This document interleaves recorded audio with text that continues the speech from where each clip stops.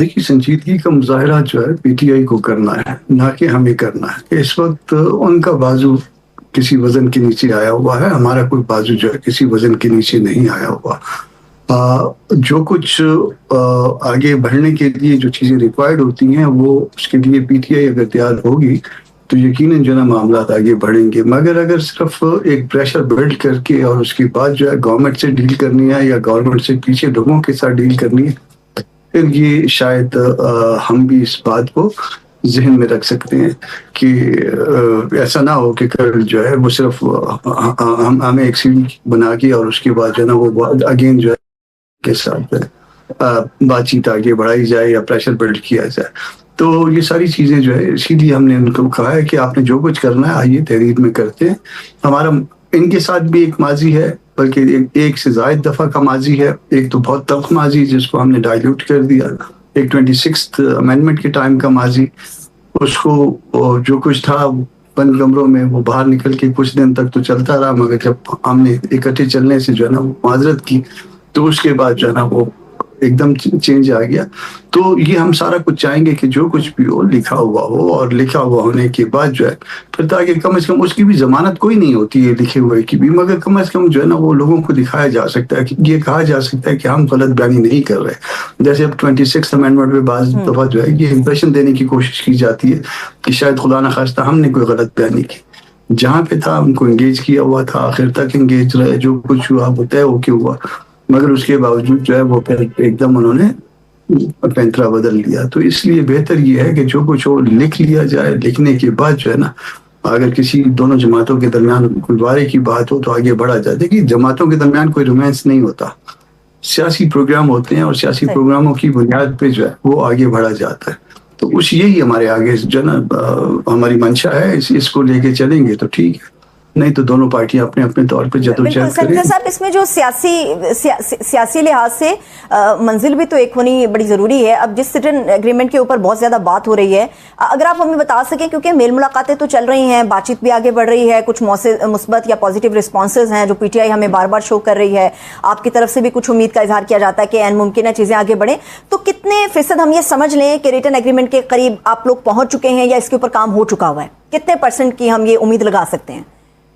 नहीं, देखिए, पहले भी जो है ये 3-4 जो है इससे पहले भी अटेम्प्ट्स हो चुकी हैं।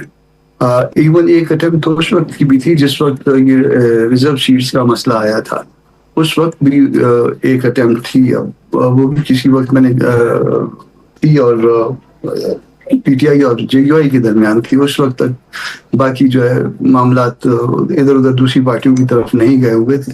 पहला दिन था वो, 3 दिन जो होते हैं उसके, उसमें से पहला दिन, क्योंकि बाद में मैंने उनको फोन करके कहा था, जब ये मुलाकात हो गई थी तो मैंने फोन करके कहा था कि पहला दिन गुजर चुका है, अब आपके पास बाकी 2 दिन है।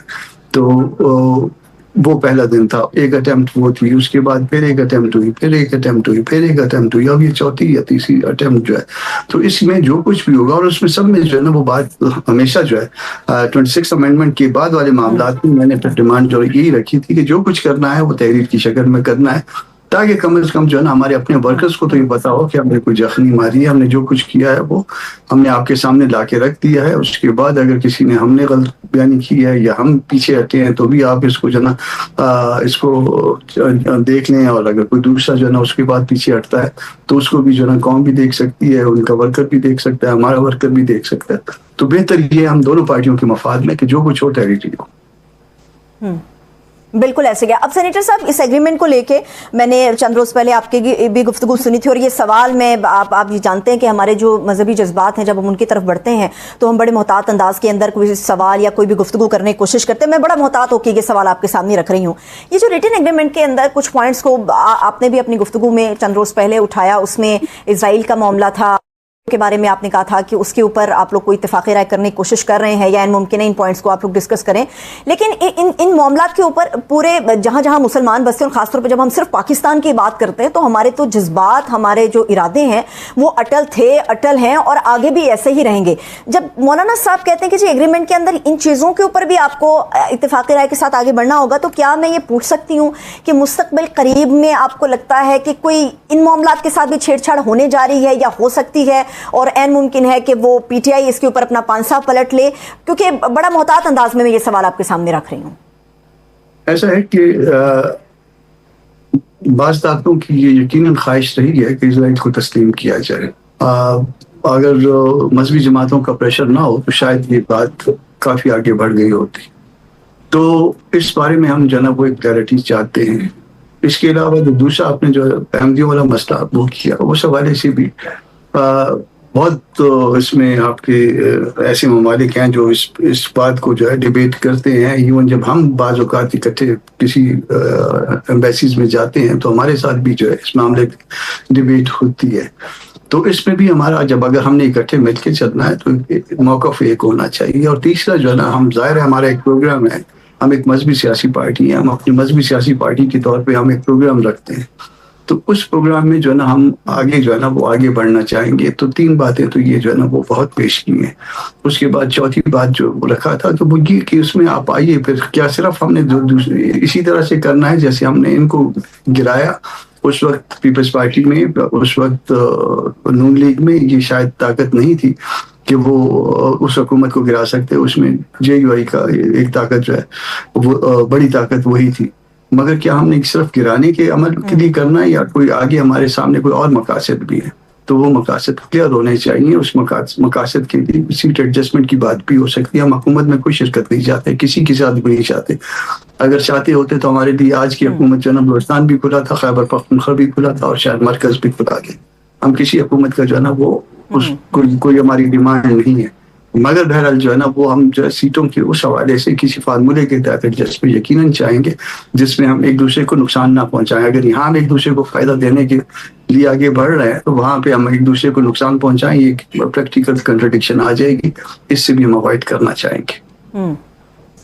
बिल्कुल, ये जो मैं समझ पाई हूँ और जो हालात को मद्देनजर रखते हुए हम ये देख सकते हैं कि पीटीआई इस वक्त अपने सिर्फ पॉलिटिकल एम्स के साथ बढ़ रही है। मगर जब हम जेयूआई और मौलाना साहब की सोच की तरफ बढ़ते हैं, उनके नजरिए की तरफ बढ़ते हैं, तो ऐसा हमें नजर आता है कि आने वाले चंद सालों के अंदर क्या कुछ हो सकता है। पूरे एक होमवर्क के साथ मौलाना फजलुर रहमान साहब अपनी पार्टी को लेकर, जमात को लेकर आगे निकल रहे हैं। अब यहाँ पे एक और कॉन्ट्रडिक्शन है। हमेशा आप लोग ये बात करते हैं, सेनेटर साहब आप भी हमारे लिए बड़े मोहतरम है, आप ये बात करते हैं कि जब हम गवर्नमेंट की बात करते हैं कि इधर पीपल्स पार्टी है, इधर नून लीग है और ये मुल्क चला रहे हैं, तो हमेशा हमने ये सुना कि एक जबरदस्ती का रिश्ता है जो जोड़ने की कोशिश की गई, जिसका फायदा कोई नहीं हासिल होगा।